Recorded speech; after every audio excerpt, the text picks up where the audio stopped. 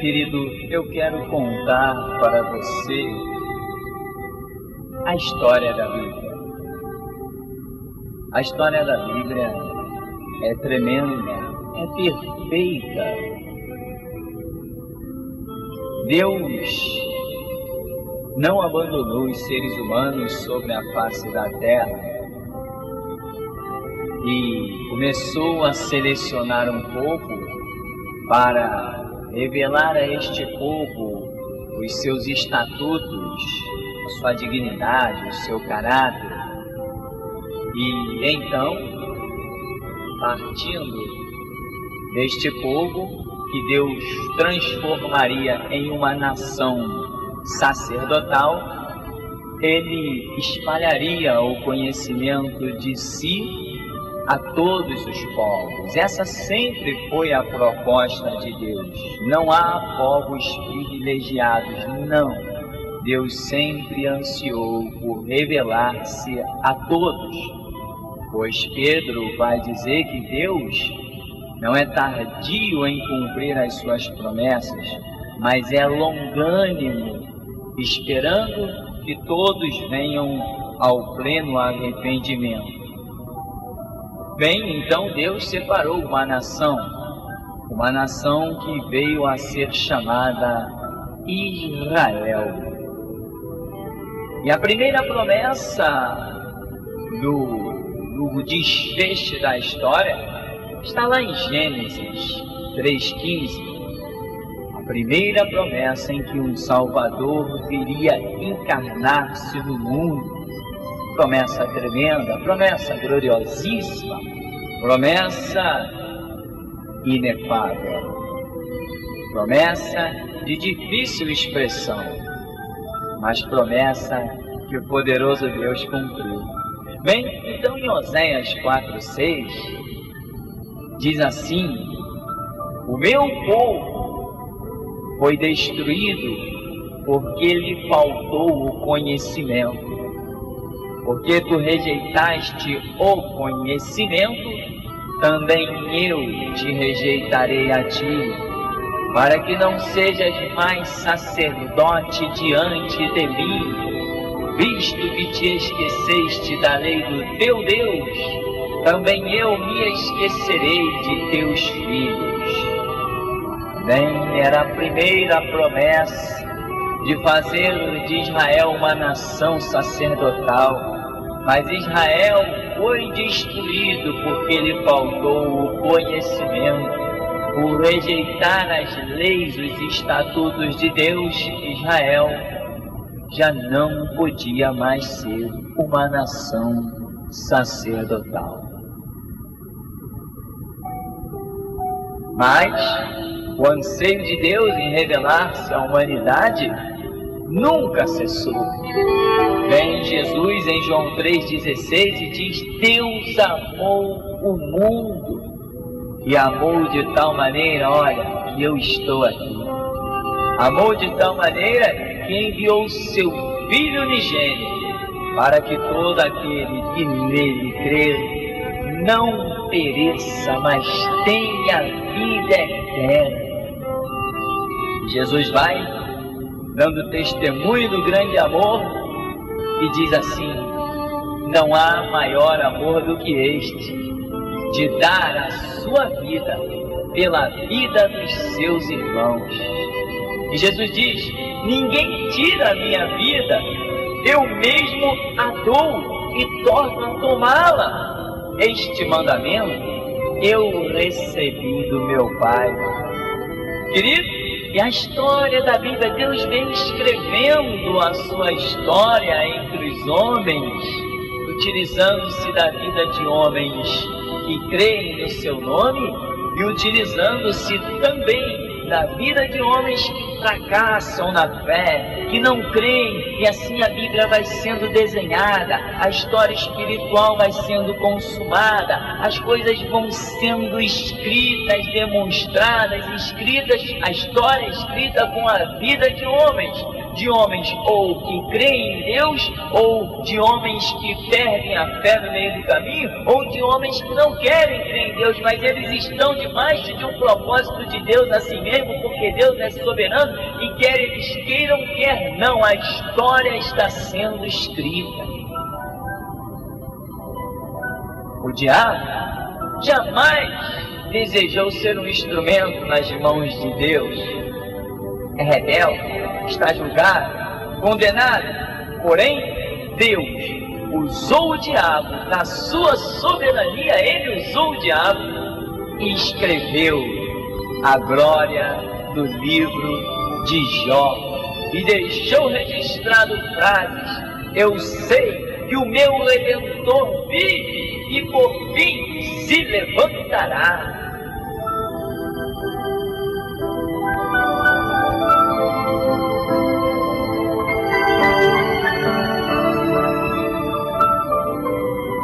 Querido, a Bíblia é um livro glorioso. Bem-aventurado que tem fome e sede de justiça, porque será farto. Amaste a justiça, aborreceste a iniquidade, por isso Deus, o teu Deus, te ungiu com óleo de alegria mais do que a teus companheiros. Pai, santifica-os na verdade, a tua palavra é a verdade. Ele me invocará, eu lhe responderei, estarei com ele na angústia, livrá-lo-ei, o glorificarei, dar-lhe-ei abundância de dias, lhe mostrarei a minha salvação. O Senhor é bom, uma fortaleza no dia da angústia, conhece os que nele confiam. Os que confiam no Senhor renovarão as suas forças, subirão com asas de águia, correrão, não se cansarão, caminharão e não se fadigarão. A Bíblia é a glória de Deus na terra. Se tu creres, disse Jesus, tu verás a glória de Deus. Querido, e a história vai sendo escrita. Homens de fé que não fracassaram, deixaram a história espiritual escrita. Daniel foi até a cova. Isael, Azarias foram até a fornalha. Abraão foi até a beira do sacrifício. Josué, eu e a minha casa serviremos ao Senhor. Jó, quando ouviu, amaldiçoa o teu Deus e morre. Como fala uma louca, assim falas tu. O Senhor deu, o Senhor tirou, louvado seja o nome do Senhor. Ou a Bíblia te afasta do pecado, ou o pecado te afastará da Bíblia.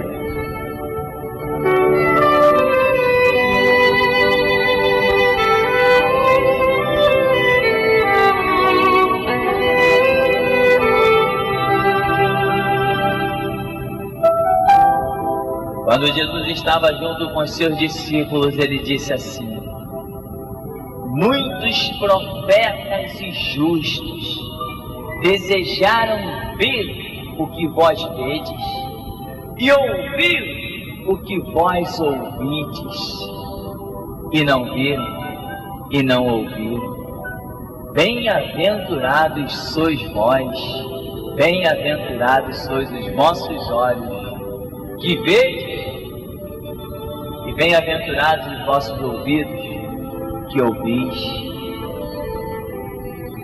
E assim como Jesus disse para aqueles discípulos, ele diz para nós, porque ele disse para Tomé: Tomé, porque tu me viste, tu crês?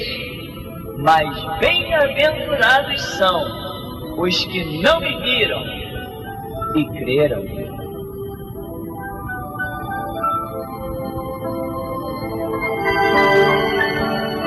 Bem, o judaísmo foi montado, a aliança de Deus com os homens foi dada, a lei, os ritos mosaicos, os sacrifícios que demonstram que sem derramamento de sangue não há remissão de pecado, as tipologias que pela fé apagava o pecado no tempo da antiga aliança, da lei do Antigo Testamento, mas finalmente um anjo aparece a uma jovem da tribo de Judá chamada Maria e diz: salve, agraciada do Senhor. Salve, agraciada do Senhor. Eis que dará à luz um filho, e lhe porás o nome Jesus, porque ele livrará o seu povo dos seus pecados. Descerá sobre ti a virtude do Altíssimo, e o poder de Deus te encobrirá. Porquanto aquele que de ti nascerá será chamado Filho de Deus.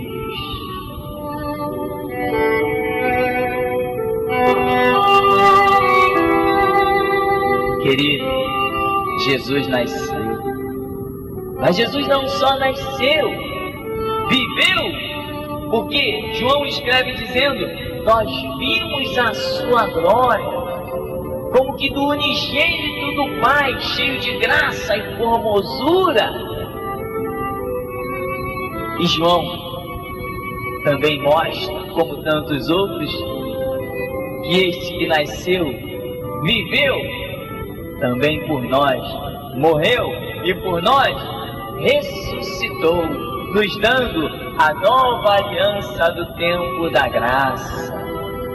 Se com o tempo de Moisés, na antiga aliança, já havia tanta glória, e tanta glória, que dirá a glória que temos que buscar e ver hoje dentro da nova aliança, porque agora não mais o sangue de animais, mas o sangue de um homem, e um homem justo, um homem sem pecado, um homem que viveu e morreu pelo propósito do Pai, que é Cristo Jesus. Um homem que despiu-se da sua glória e habitou entre nós. Se Moisés chegou ao ponto de ver aquela glória de Deus pelas costas, nós temos a obrigação de ver Deus face a face, porque não somos cobertos por sangue de animais, mas pelo sangue de Cristo Jesus, que nos purifica de todo o pecado e nos restaura de uma maneira tão gloriosa que Deus olha para nós como se nunca tivéssemos cometido pecado em tempo algum. Aí o profeta Isaías já se levanta para os gentios e começa a dizer: desperta tu que dormes, ressuscita-te dentre os mortos e Cristo te iluminará.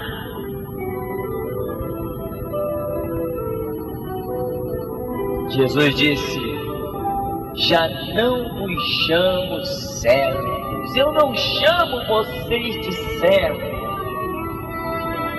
porque um servo não sabe o que faz o seu Senhor.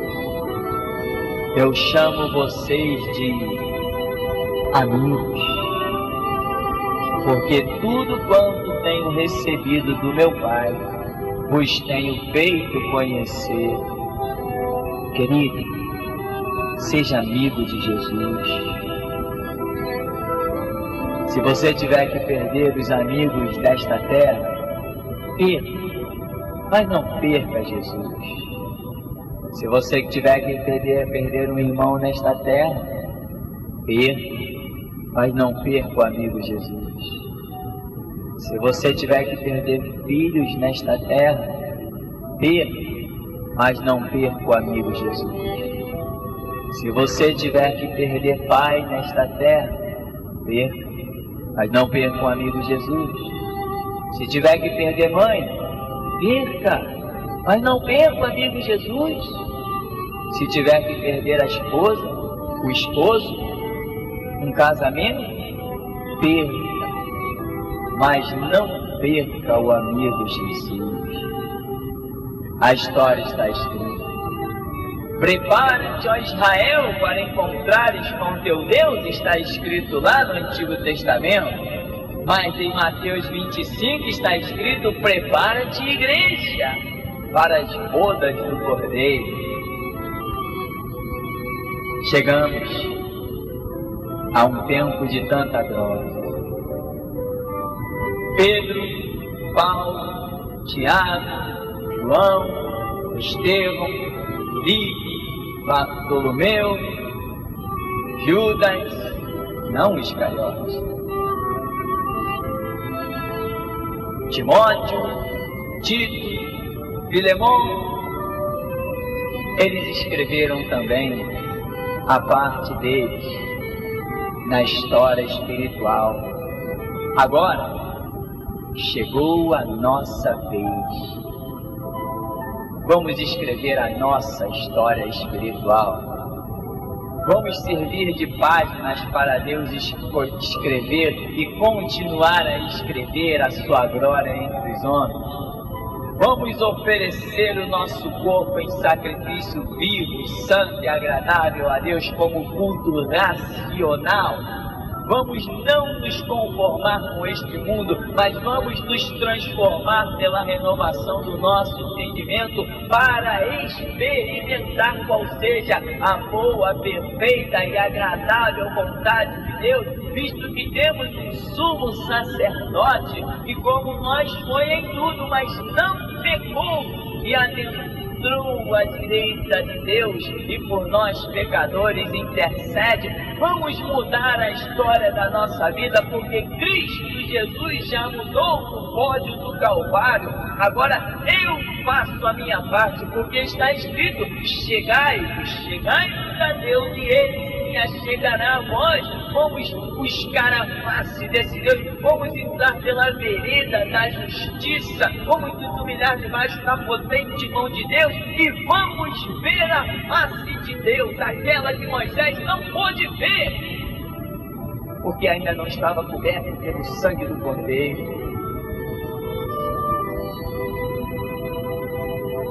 Vamos mudar essa história, vamos parar de ter uma vidinha medíocre.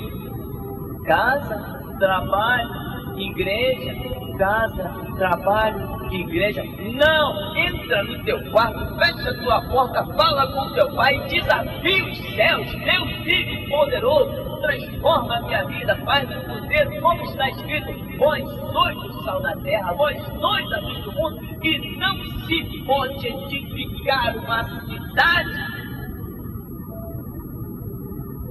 e escondê-la. Como alguém pode esconder uma cidade? Sobre um monte. Você é a cidade edificada sobre a rocha, que é Cristo Jesus. Começa a desafiar os céus para ver se a palavra tem realmente o valor. Porque há uma promessa. Jeremias 1,12. Eu velo, diz o Senhor Deus, sobre a minha palavra para a cumprir. E Deus não é homem para que minta, nem filho de homem para que se arrependa. E disse Jó: eu sei que tu tudo podes, e nenhum dos teus pensamentos pode ser impedido. E aí, como vai a sua vida? Como tem sido a sua vida? Diante do glorioso chamado de Deus às nossas vidas, como tem sido a sua? Você tem orado? Tem estudado a Escritura? Tem se permitido usar por Deus? Tem? Deus escreveu uma história no Antigo Testamento. Escreveu uma no Novo Testamento. E agora quer continuar escrevendo a história através da minha e da sua vida. Vamos despertar, nos levantar na força do Senhor e desafiar que a nossa vida seja mudada. Vamos nos enquadrar na vereda, na porta estreita. Vamos crer e vamos ver a glória de Deus. O Senhor te abençoe e te guarde. Sobre ti levante o seu rosto. Te dê a paz.